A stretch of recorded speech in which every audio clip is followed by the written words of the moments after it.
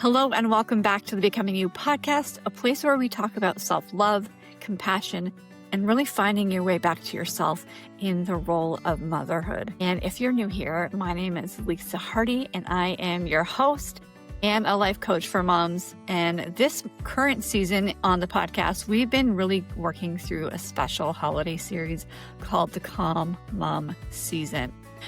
These gentle, sort of grounding conversations really help you navigate the holidays with a little bit more ease, softness, and a little bit more self-honoring.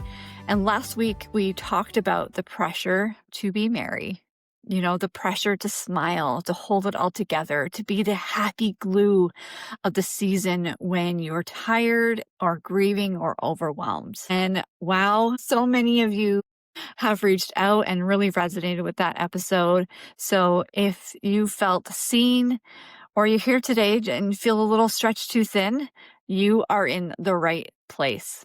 Today's episode is another one where I know that this will resonate so deeply, and it's the presence over perfection.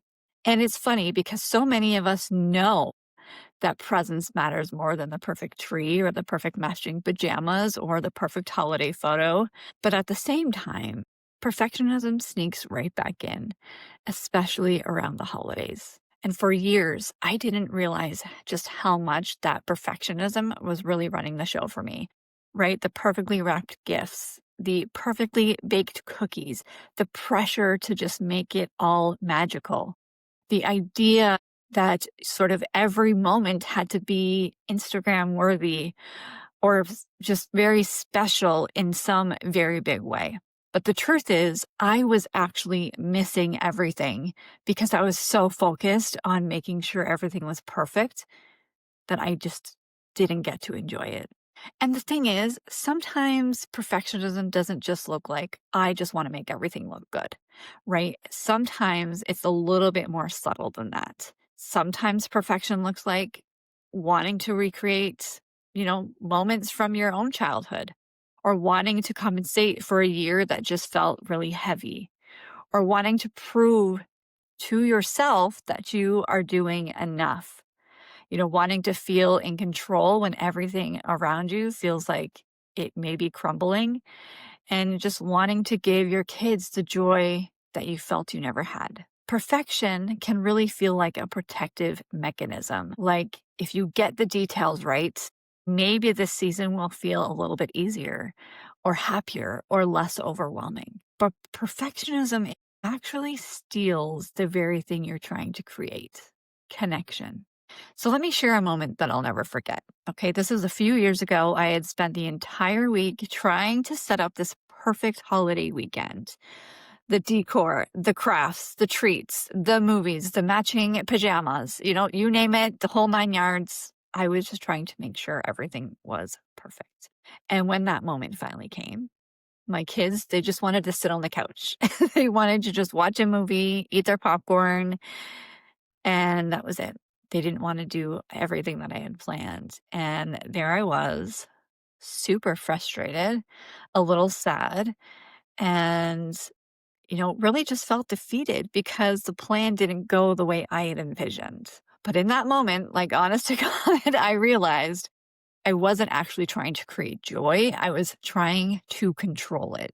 That was a wake-up call. I wasn't with them, right? I was with my expectations for the perfect weekend, for the perfect setup, for the perfect.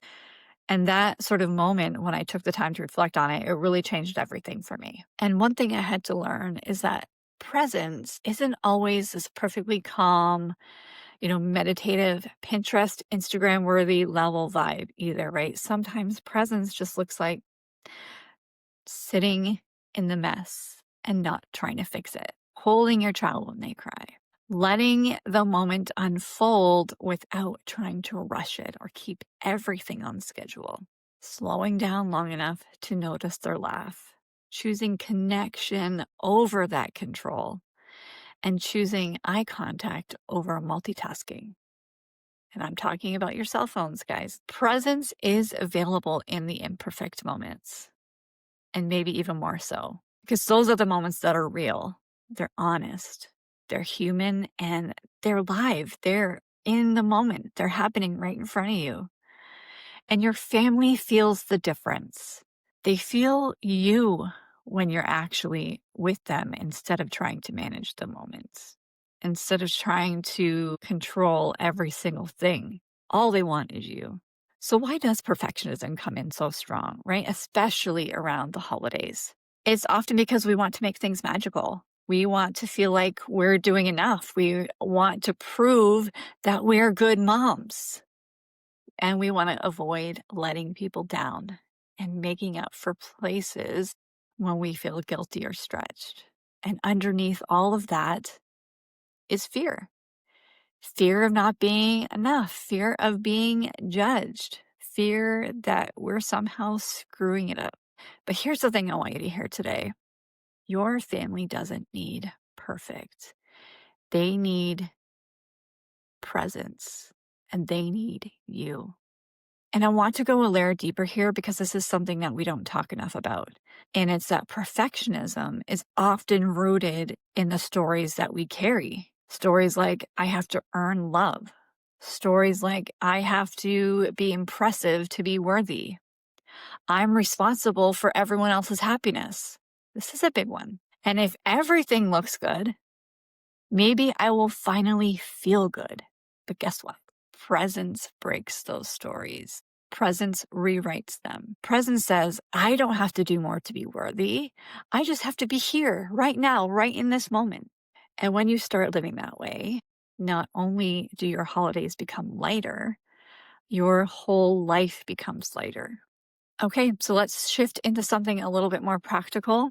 This is your 5-minute presence practice, something to help keep you grounded whenever you feel overwhelmed or rushing or drowning in your to-do list from trying to make everything perfect. I want you to try these steps. Step number 1, pause. Take a pause. Step number 2, 1 deep breath in and out. Let's do that together now.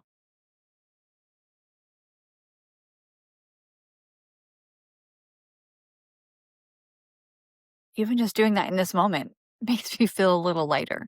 Step 3, notice 3 things you can see. Observe what's around you.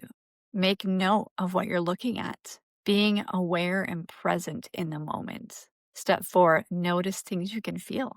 Step 5, whisper to yourself, be here now. Presence is not just about making the moment peaceful, it's actually about being grounded inside of it. So truly looking and seeing and feeling and noticing.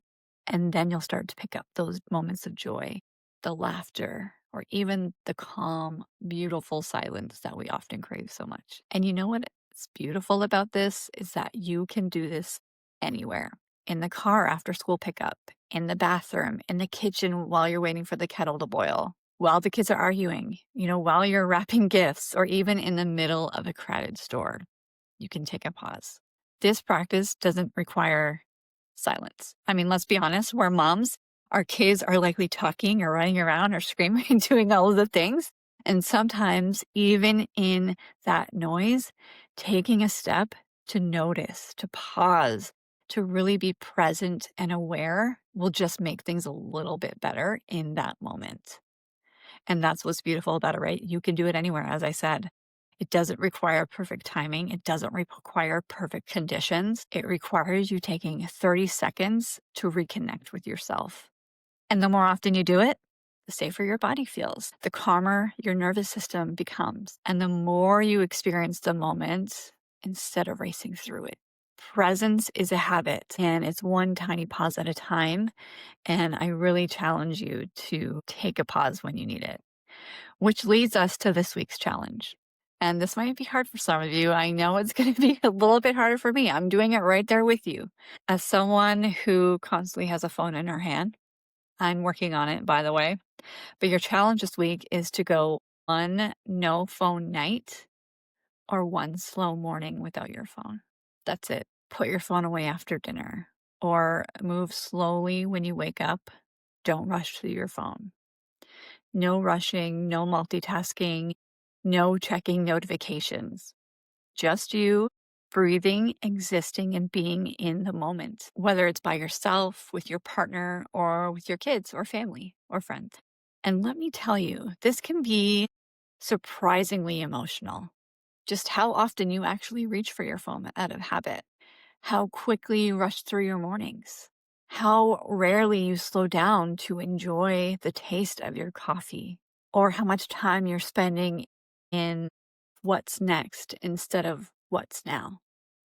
And as I'm saying these words out loud, I can just, in my mind, I'm like, yeah, I need to follow this advice too. I need to follow this guidance too, because there are moments where I should have paused, but I kept plowing through, and I was just making myself more frustrated and overwhelmed because I'm just trying to rush through this moment and get through it without actually enjoying it. So I want you to ask yourself during your no phone night or your slower morning, how did it feel? What did I notice that I usually miss? Did anything feel easier, softer, a little bit more lighter? Was I more connected? Those reflections matter. They truly matter. And they're going to probably bring up some of those emotions again. But awareness is the first step towards change. And those little things that you might have missed, you might not want to miss them again. So being consistent in this habit. Maybe it's not easy for you to quit your phone cold turkey. I'm right there with you. But getting in the habit of setting it down a few times a week to start might be a good idea. So before we wrap up, I want to remind you that perfection isn't connection. Presence is. Your kids won't remember the perfectly folded laundry or the curated photos. They'll remember how safe they felt with you. And you deserve presence in your own life, not just everyone else's. Be there for you too, just as much as you are there for everybody else. And I want you to hear this gently, is that you don't have to earn rest. You don't have to earn slowness, and you don't have to earn ease. Presence is your birthright. It's your reset. It's your anchor. And choosing presence, even for a few minutes, is one of the most loving things you can do for yourself and your family. And this season, I hope you let go of those impossible expectations, and I hope you step out of the performance. I hope you breathe deeper. I hope you feel your life in real time. And I hope you remember that you are the magic, not the perfection. And with that, I want to thank you so much for being here today. If this episode landed with you, take a screenshot, share it in your stories, and let me know how your no phone or slow mornings go. And make sure you're subscribed so you don't miss the next few episodes of the Calm Mom Season series. There are a few more, and we still have more grounding, gentle episodes coming your way. I would very much appreciate it if you subscribed on YouTube or on Spotify or Apple or wherever you get your podcast. And don't forget to rate us as well. So until next time, be kind to yourself, slow down when you can, and remember that you are worth showing up for, always. And we'll see you next week on the Becoming You podcast.